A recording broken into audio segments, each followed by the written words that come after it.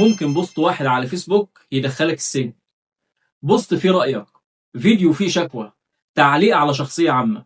لو فاكر إن عندك حرية تعبير مطلقة على الإنترنت استنى قبل ما تنشر. هكلمكم عن الحقيقة الكاملة لحرية التعبير في العالم الرقمي. إيه اللي القانون بيحميه وإيه اللي بيحاسبك عليه، مين اللي يقدر يحذف محتواك ومين اللي يقدر يقدمك للمحاكمة. حرية التعبير حق بيكفله الدستور في أغلب الدول، بس على الإنترنت الموضوع مختلف شوية. في السوشيال ميديا انت مش في شارع عمومي، انت جوه شركة. يعني ممكن تقول رأيك بس لو مش عاجب سياسة المنصة هيتشال، وده مش دايما له علاقة بالقانون. القانون بيحميك بس كمان بيراقبك.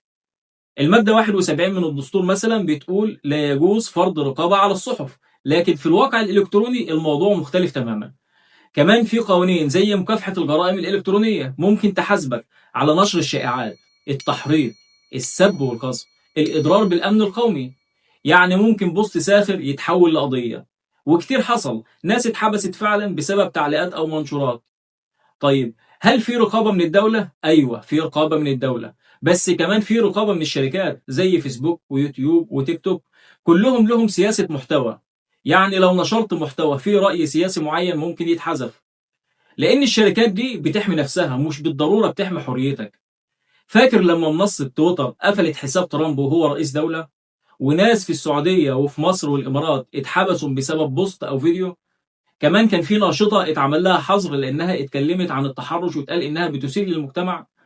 يعني التعبير عن الرأي بقى خطر لو مش عارف حدودك. طيب تعمل إيه عشان تحمي نفسك؟ لو عندك رأي قوي خليه رأي مش شتيمة. لو بتتكلم عن قضية عامة استخدم ألفاظ محايدة مش عدائية. ما تشاركش إشاعة حتى لو مقتنع بيها، واحتفظ بنسخة من منشوراتك. لو اتمسحت بدون سبب ممكن تطالب بحقك. واعرف قوانين بلدك وراجع سياسة المنصة. خلاصة الكلام، حرية التعبير الرقمية مش وهم، لكنها مش مطلقة. في خطوط حمراء وخطوط رمادية بتحطها الشركات، وانت كصانع محتوى أو مواطن عادي من حقك تعبر عن رأيك، بس من واجبك تفهم ازاي. وفي النهاية لو مهتم بالقانون تابعني.